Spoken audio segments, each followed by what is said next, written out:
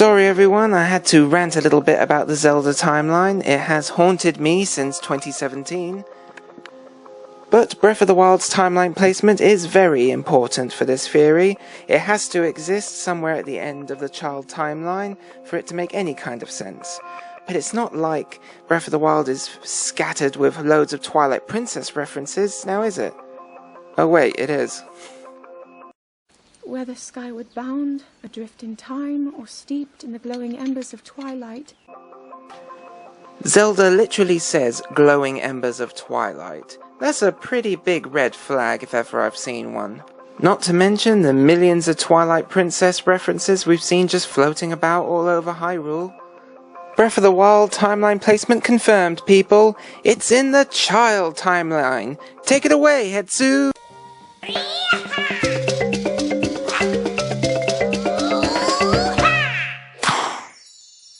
Right, this is the part you've all been waiting for.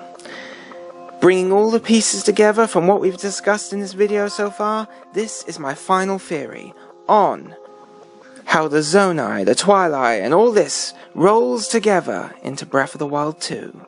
Firstly, the Gerudo and Sheikah factions are sent to the Twilight Realm in the era of Chaos.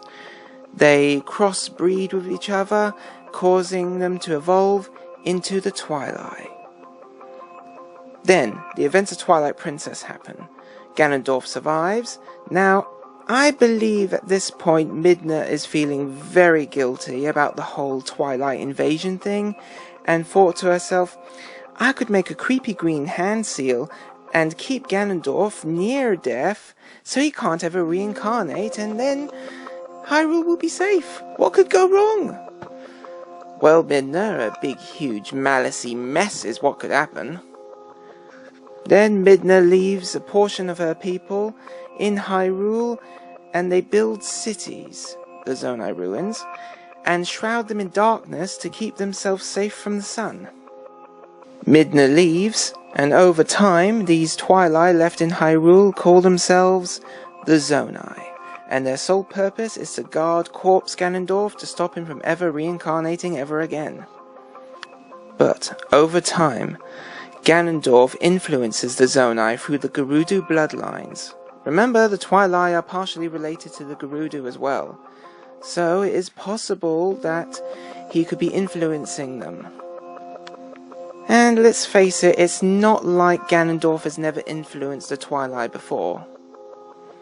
The Zonai split into two separate factions, the ones who worship Ganondorf, the others who are loyal to their duties to keep Ganondorf sealed.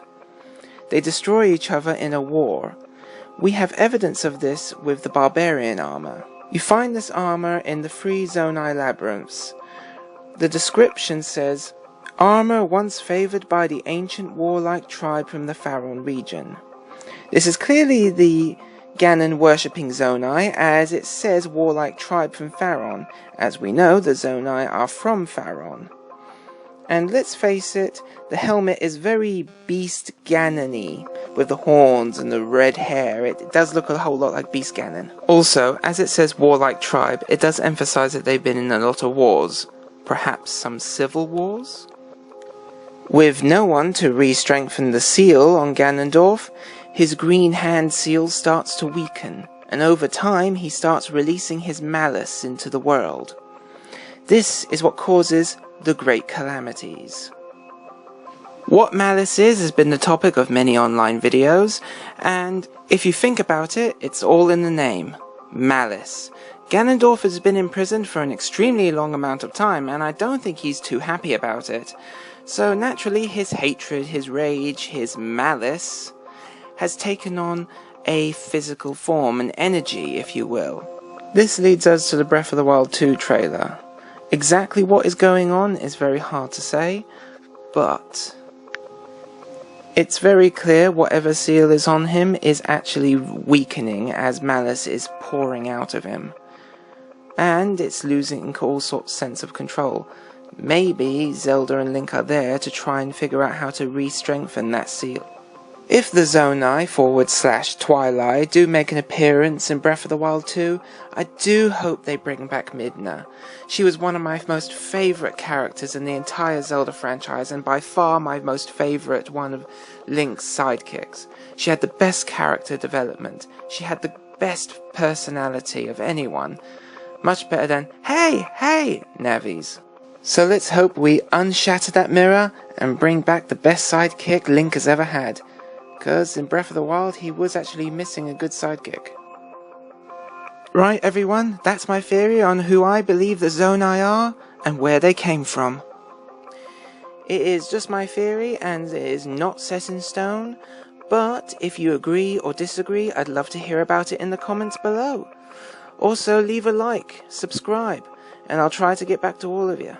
But listen, thank you very much for watching my video, and have fun.